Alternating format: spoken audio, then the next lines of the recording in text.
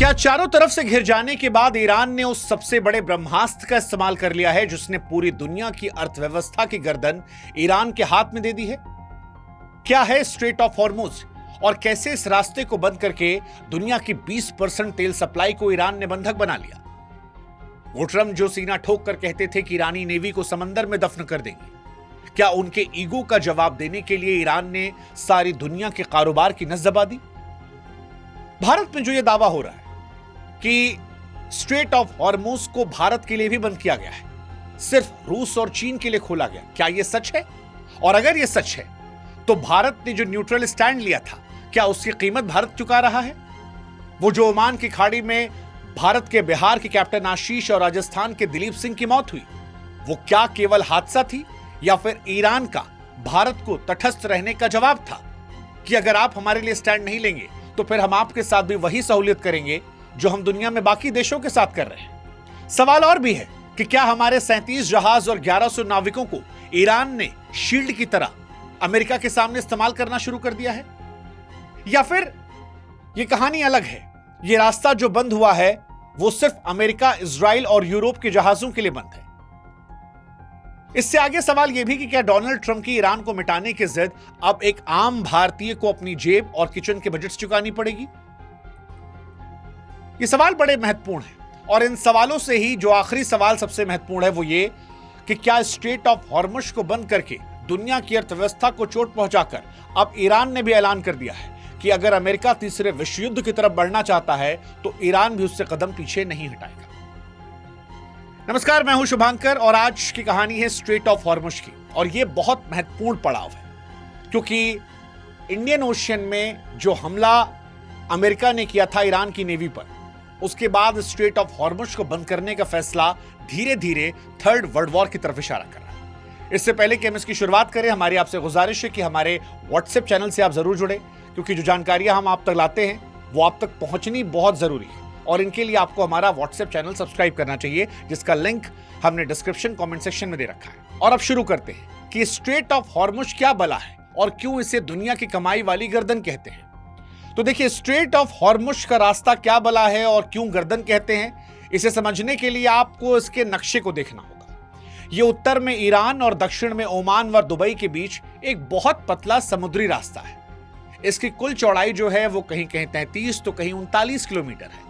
लेकिन असली पेच यह है कि बड़े जहाजों के सुरक्षित निकलने के लिए जो गहरा रास्ता है वो केवल 3 किलोमीटर चौड़ा है।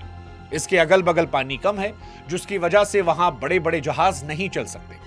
इसका मतलब यह है कि दुनिया भर के विशाल ऑयल टैंकर इस 3 किलोमीटर की सकरी गली से गुजरने को मजबूर है। गुजरात के मुंद्रा या फिर कांडला पोर्ट से केवल 1200 किलोमीटर की इसकी दूरी है। इसकी ताकत यह है कि दुनिया का 20 से 30% कच्चा तेल और 20% रसोई गैस जो है वो इसी सुई जैसी नोक के रास्ते से होकर निकलता है।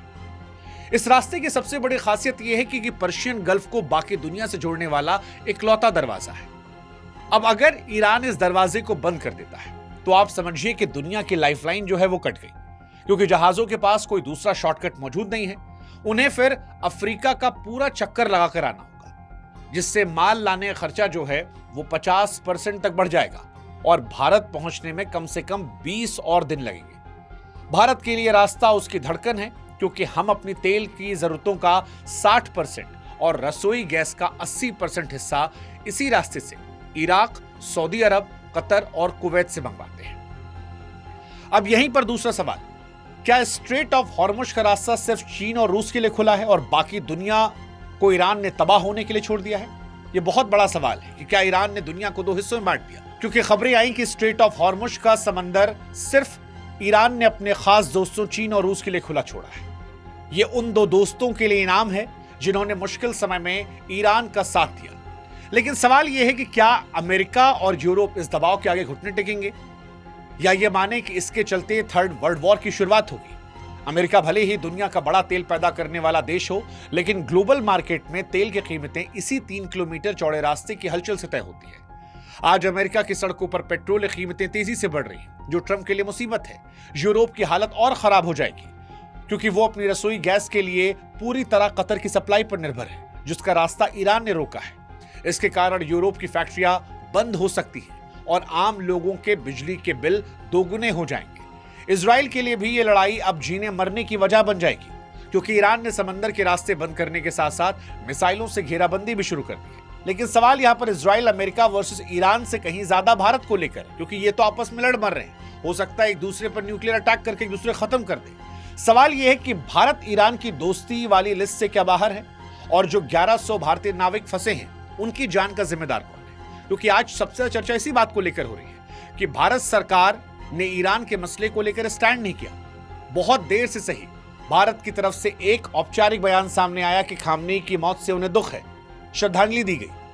भारत ने अब तक ईरान के मसले को लेकर कहीं स्टैंड नहीं लिया, चाहे वो उनकी नौसेना की बात की जाए जिसे अमेरिका ने डुबो दिया, या खामनेई की मौत की बात की जाए, 160 बच्चों की बात की जाए।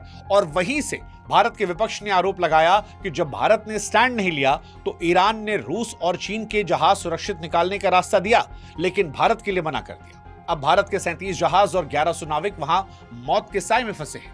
भारत ईरान की दोस्तों की लिस्ट में नहीं है, यह दावा भारत में विपक्ष की तरफ से किया गया है।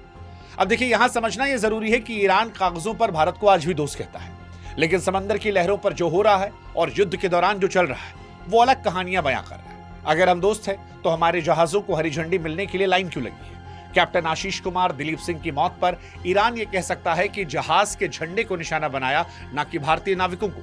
लेकिन सवाल फिर वही है, क्या ईरान को पता नहीं था कि उस जहाज की जान, उसके नाविक भारतीय हैं?